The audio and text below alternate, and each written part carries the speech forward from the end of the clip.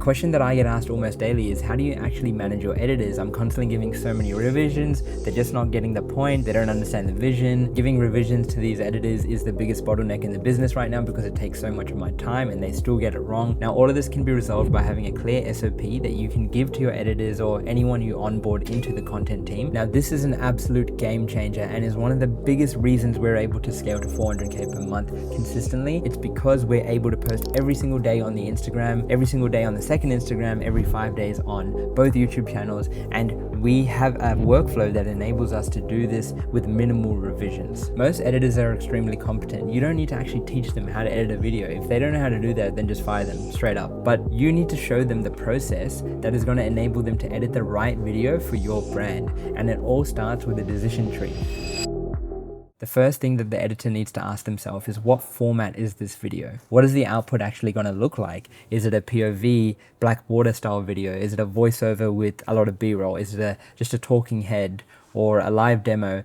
So once you identify the format, it becomes much easier to actually execute the video. The next thing that we like to do is, does this video need animations? Because animations take time. It's the difference between a video taking 20 minutes to edit and maybe an hour or maybe 2 hours. So it's a very important part of the decision tree is actually understanding, does this video need animations? If yes, they can plan out the animations that would actually add to this video, and if not, they can move over to music tone. Now, music is a massive part of the video, so don't overlook it. Music can make or break the edit. Understand what kind of emotions are common patterns in your content. So in Sue's content, emotional, powerful, calm, and energetic are themes that we always see, depending on the topics that he actually talks about. So we've built a full playlist that we like to use for the content, and we're constantly updating this depending on new music or what we like to use. Then what we've done is we've categorized the songs from the playlist based on emotion. If it's an emotional video, use these songs. If it's a powerful video, use these songs. If it's a calm video, use these songs. Now it's a much easier process because we have these songs approved by Sue, so we know that if we're using a song from the emotional category, and as long as it fits one of these songs, then he's going to be happy with it and we're not going to have much changes to do. Then you can move on to B-roll selection. Not every video actually needs B-roll. There's raw content formats, there's iPhone raw talks, there's things that actually don't need B-roll. So it's either skip B-roll, or if yes, you need to understand what type of B-roll you're actually using. Now proof is anything like payment screenshots. So you're actually showing that what you're talking about is real. You have context B-roll, which actually sets the tone. If you're traveling, showcase where you are, give context to the environment, give context to the thing you're actually trying to highlight with the B-roll. Then you have transition B-roll. Now transition B-roll is literally just filler B-roll. If there's a talking head like this, then if I just speak for the next 10 minutes with no B-roll, it's probably going to get boring. So transition B-roll is essentially filler B-roll that we like to use to split up the content so it doesn't feel boring and keeps the viewer engaged. Then you have emotion B-roll, which is showcasing specific emotions like happy, stressed, laughing, whatever it is, you're showing these emotions. Now, there's a lot more categories than this, but these are the ones that we tend to use. And if you're in the info space and you're using B-roll for your personal brand, most of the time B-roll will fit within here. So if you can start to categorize your B-roll, into these categories, it's a good place to start. And then the editors move on to the format rule check, which is in the SOP that I'm about to show you guys. And then you have an export checklist, and then you upload to Frame.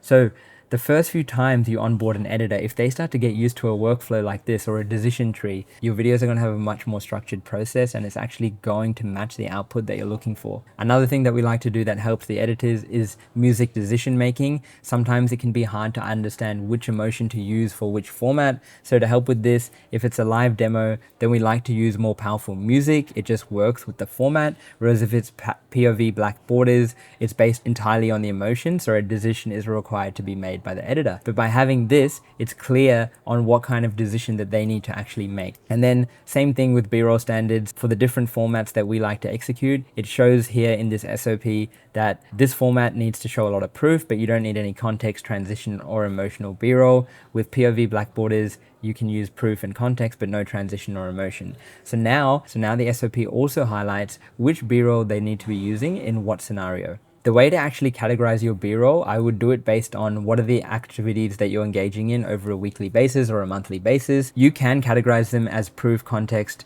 emotion, and transition, but it's pretty confusing, to be honest. As long as the editor has an understanding of these are the headings of B-rolls that we need to execute upon, it's much better if you actually organize it based on emotions or things that you're engaging in. So with Sue, dapping up clients, day in the life, filming content, gym, working, presenting, running. So all of these are activities that he does on a weekly or monthly basis that enables us to compile B-roll into these folders. But if you look here, if you need context on the New York trip, you would go straight into New York folder. If you need context on the Miami trip, you go into the Miami folder.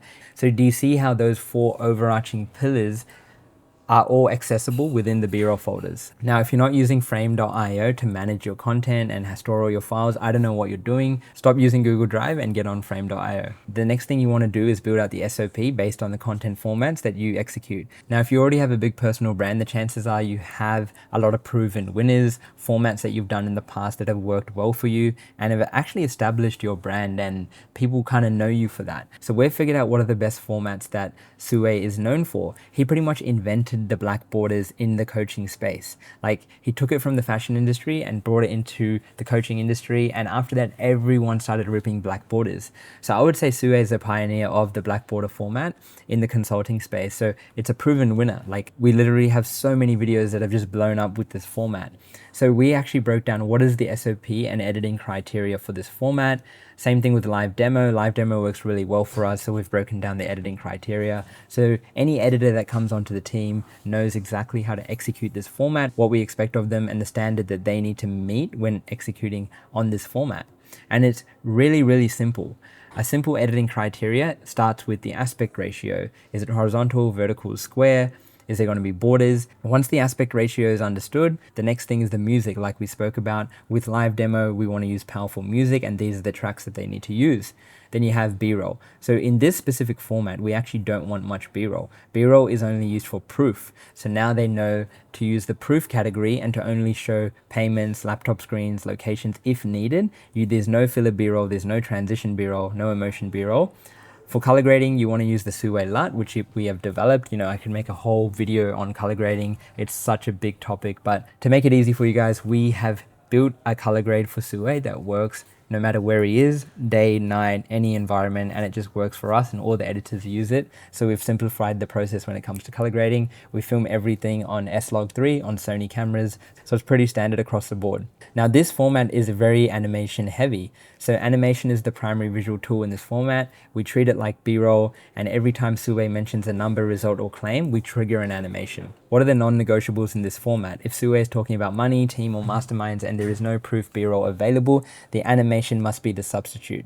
Text kerning should be -40, so this helps with subtitles, and keeping all the spelling small case except I, avoiding punctuation, full stops, commas, and etc. So these are all small aesthetic details that we use that make up the visual identity that we have. What are the most common mistakes we see when editors execute this format?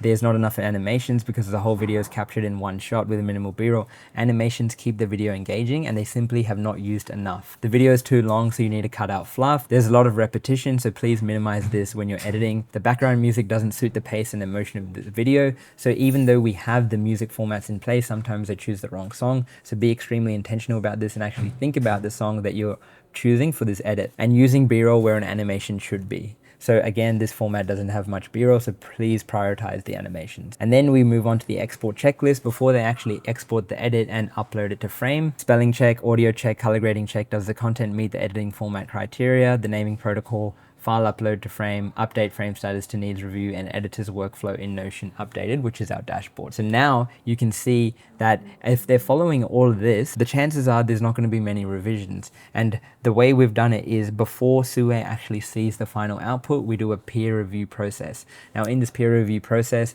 everyone in the content teams looks at the edit, gives feedback, makes sure it's meeting the standard that we expect, and then it goes on to Sue for a final review. So implementing systems like this and workflows like this is going to make life easier for you. It's going to save you time, and it's going to make sure your editors are producing more high quality content and really put you in a strong position where you can become an industry leader. I hope you guys enjoyed this video, and I'll see you in the next one.